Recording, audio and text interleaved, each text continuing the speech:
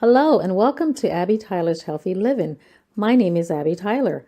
I'm your host, a family nurse practitioner, a health and wellness blogger, and a community volunteer. In here, we discuss evidence based health information regarding mind, body, and soul with a holistic emphasis. Thanks for joining me on this journey of health and wellness. Please enjoy the show.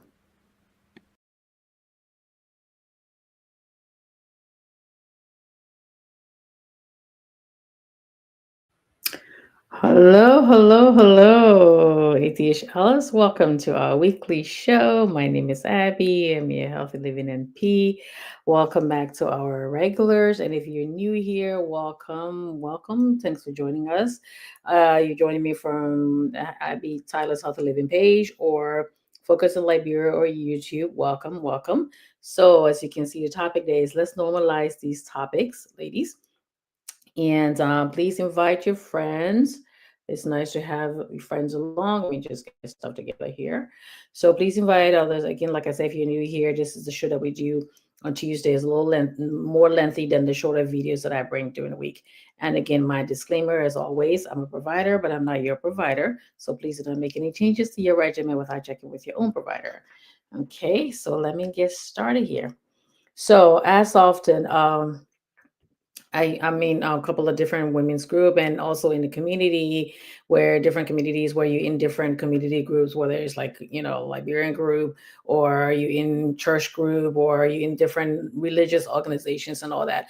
We have a lot of women's group and all, but I notice women don't talk about a lot of health things. Like we talk about social issues, we talk about beauty issues, we talk about make fun of other different things, relationships, what are healthy, unhealthy. We talk about all those things, but we tend to shy away from topics, health topics. And this is especially going gearing towards women of a certain age. So I'm going to be saying women above age 40 or so. Okay.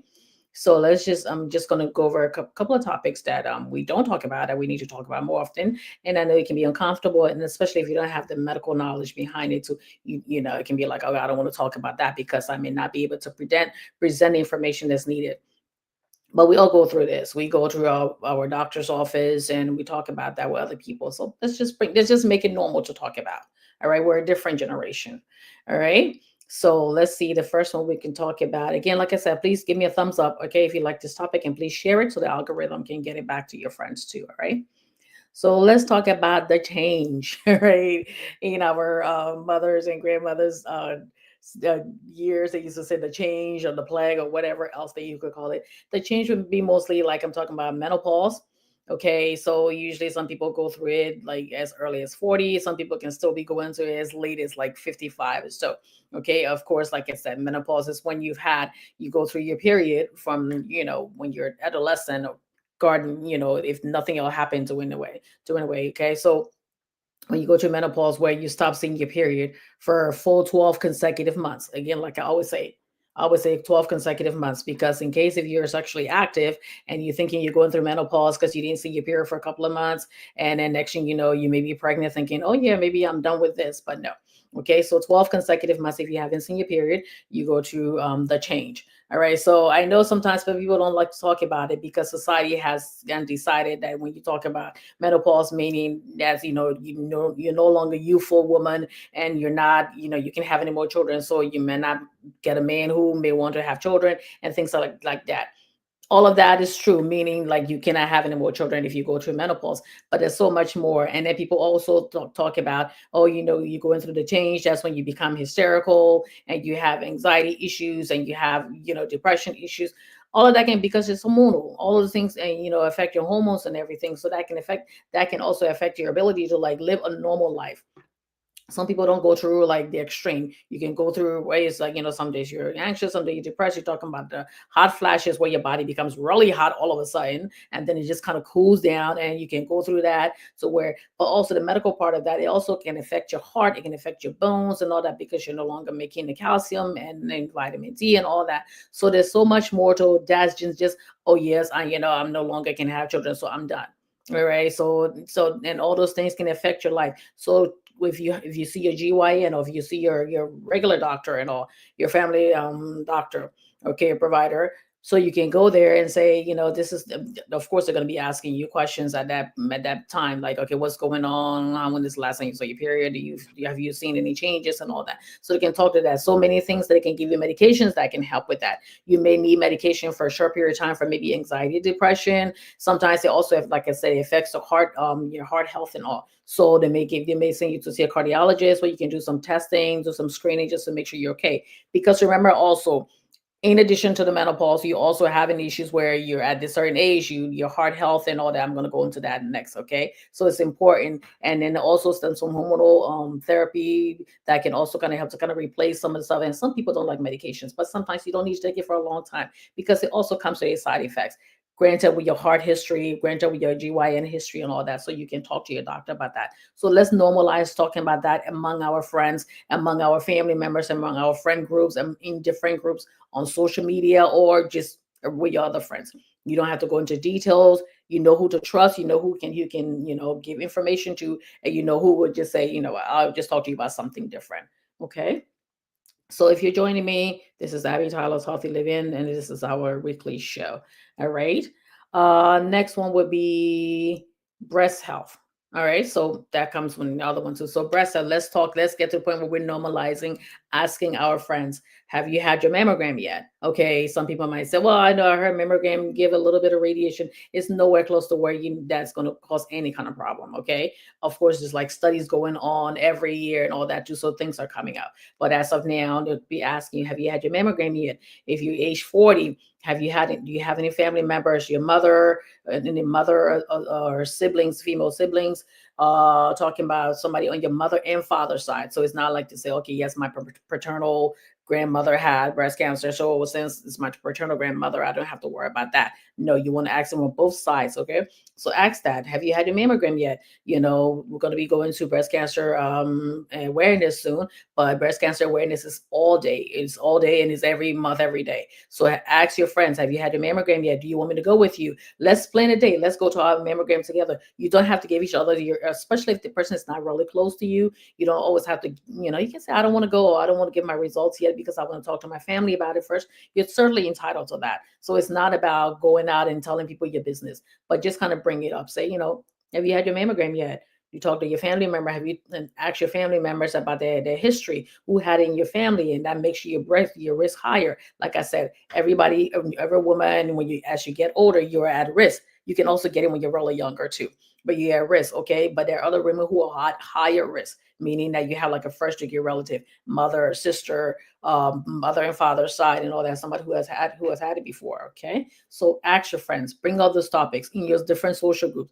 bring it up. All right. Not gonna make this too long already. And breast history too, like I talk about that. Know how to do your breast examination. There's so many descriptions, there's videos on YouTube, and you can talk to your family doctor about that, or your GYN too, to say what are the ways that I can do my breast examination and what to look for. What am I supposed to be expecting? Because most times people just do the data and then that's not how it was supposed to be done. So ask about that. It's not to take it with the place of your mammogram, by the way. So just kind of be familiar with your body and know what you're feeling for and what will be different and what to tell your doctor. Okay. So next one will be heart health. I do heart health awareness every time in February, but it's all day and again every day and all through the year. Most of the people that I talk to, a lot of females, I hate saying females, but it's like saying it the medical way. Um, we all have like issues with blood pressure, whether it's you or your family member, sibling. So sometimes it runs in the family. So you want to talk to your friends about that. Oh, I know you say you have high blood pressure. When's the last time you got your blood pressure checked? Are you still following up with your doctor? Maybe your blood pressure is to where you don't need any medication anymore. We can manage it with just diet and lifestyle and all that. Or maybe they might need to up your medications. I know sometimes some people are like, oh, I don't want to take any medications because doctors just like to order medications. If your blood pressure at a high risk and you have other issues and all, yes, they're going to order the medications for you. That's up to you if you take it or not. But after they presented you the information and then you say, okay, no, I don't want to do it, That is up to you. Nobody's going to force you to take the medication. But again, like I said, high blood pressure, talk to your friends about that. Okay. Anything like 120 over 80, as you start getting higher than that, then we start getting a little bit more concerned. And also, if you have high blood pressure in your family, you have diabetes in your family, you have other issues, because high blood pressure and high cholesterol, you have no symptoms with that too. That can also raise your blood pressure and that also increase your risk for heart attack. Diabetes. Okay, type 1 diabetes. I wanted to explain that to people. Type 1 diabetes is the one you're diagnosed when you're very little, all right, when you're in your childhood and toddlerhood, and sometimes up until at least age 15. That's the one where your pancreas, the organs that's supposed to make the beta cells, doesn't make any beta cells. So the only treatment for that is insulin. So if somebody says type 1 diabetes, is only treatment for that is insulin, and they cannot take the pills. Type 2 diabetes is also called adult onset diabetes. It's when you develop that later on in life. So kind of it can be hereditary, lifestyle changes, sometimes some other medications, some other illnesses that you take that you have that can also kind of lead to that too. Okay. So then just remember, whatever medications we order for you, we're still going to say, eat a heart healthy diet and exercise as much as you can tolerate. So it's never just going to be like, yeah, take this medication and done. It's going to be, that's it. You don't have to do anything else. Everything that we give you, going to do that. And going back to menopause and all that, sometimes menopause kind of erases your protection against heart health issues, because women have men have more heart attacks and all, but as women and men get older, that kind of equals out. So when you have some issues with menopause and all, that can also affect the heart health too. So again, speak to your GYN about it and speak to your family doctor about that. But it's just, we just need to, start having a conversation in different groups, because I never hear people talk about it, or very rarely in just regular social groups. Okay, because we'll talk about everything else. We'll talk about sex. We'll talk about different things. We'll talk about, but it doesn't come up. And these are really important topics that we need to be talking about. Now, women might talk about it as they get older, like when they're in their 70s. Oh, I'm taking my medication for my arthritis and this for my this. But why are we talking about it when we're in middle age? Okay. So it's important. And again, like I said, you don't have to have the medical knowledge and all this difference. So you can talk about it, say, okay, this is what's going on with me. Then somebody else may be listening and say, you know what, maybe I need to talk to my doctor about that. Maybe I need to bring that up the next time I go. So each person is helping the next person. Okay. It doesn't have to be so secretive. And the next one is almost done. Beauty expectations as we age. Oh, I see sometimes when you're reading social media and you see somebody who's like was like a goddess when they were in their 20s, like some of these stars and all that celebrities, and you see them now they're in their 50s, and people are like, oh my God, this one didn't age well. And I can't believe and now I'm happy that people are kind of pushing back and saying, did you think she was going to look the same way when she was in her 20s? And now that she's in her 50s and everything else that this person's going through, even if you had like a beautiful life and all, you're not going to still look like you in your 50s. And somebody be like, and then sometimes people might say, oh, you don't even look any different from high school. And you're like, come on now. Like, yeah, it may look a little, they still look good, but it don't look like they were in high school. And we're supposed to stop, shaming or what are we're like implying it, or just indirectly shaming women for not looking as great as they did when they were in their 20s, and maybe there's something going on with you. And people go through a lot of things: childbirth, hormonal changes, weight loss, weight gain, the stress of a family, stress of a marriage, stress of jobs, and so many things. And they think you're supposed to look the same.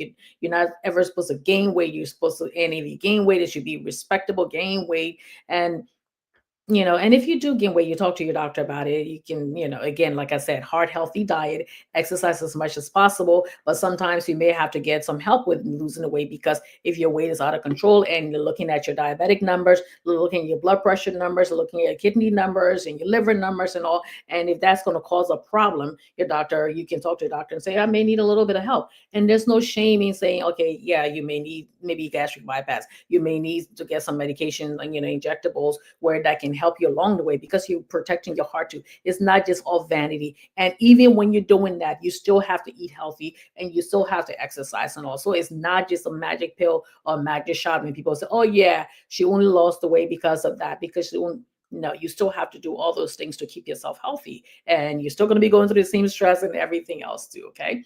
So beauty as we age, give yourself some grace. All right. We all, and even beauty queens age and all that too. So give yourself some grace. But at the same time, remember, You look great on the outside, but you may look like you're 35 when you're 50, but you still have a 50-year-old heart. You still have 50-year-old kidneys. You still have 50-year-old liver. And also making sure when you're taking care of the part that's outside, you're also taking care of the part that's inside. Okay. Because that's very important. All right.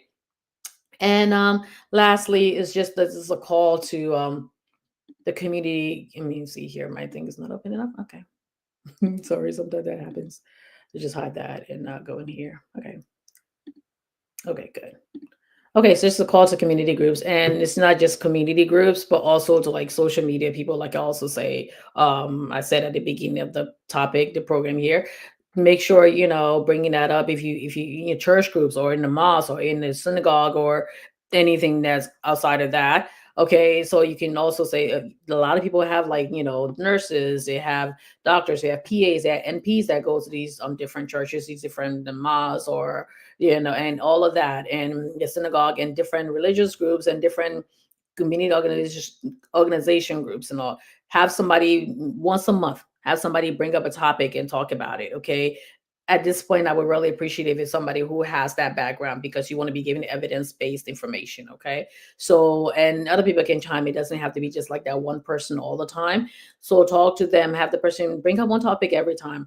And with women's group, because we in the faith group, we talk about, being this and this one and bring a good religious person and bring this godly woman and all of that. But you also have to talk about heart health. You also have to talk about menopause. You also have to talk about, breast health and all those things. And being healthy. So it's not just, praying when Jesus say yes, nobody can say no. But at the same time, Jesus say, yeah, you still got to get up and go for that run or still join the gym or still buy some stuff at home and doing some things and healthy and all, staying away from stress and watching you stay away from people, go where you're celebrated. I always tell people that go where you're celebrated, not where you're tolerated. Now, sometimes you cannot leave where you're tolerated and it's going to take a little while, but be as much as possible. Try to minimize that exposure to places where it's going to bring you stress and people that's going to bring you stress and bring you down. Okay. So there's so many people out there who love you that you never know until you're like, oh my God, I'm sitting here thinking that I'm all alone in this place. And there are people like willing to love you and celebrate you. So find your way that way. Okay. But again, going back to the topic, get that out there. Go to your women. A lot of groups that, like again, like I said, I belong to a couple of women's group on Facebook. I also do things, community association and things like that. So bring that person there, whether they're a nurse or doctor, as long as they're in the health field, physical therapists, social workers. There's so many things that affect women and women health. And also, please make sure let's start talking about these issues. Okay, we can't just be talking about other things. Yes, it's nice to talk about other things. All right, but let's normalize talking about these different issues that I talked about. Okay. So thank you all for listening. And again, we're here weekly and I do Abby's daily dose during the week. So please and share this video. Please share this video. Please share this video so the algorithm can get it. And thanks for joining me. If you're joining now, I say thank you. If you're going to be watching later, I say thank you as well. Have a beautiful rest of the night and have a beautiful week. And I'll see you on Abby's Daily Dose. Okay. Thank you and good night. Bye bye.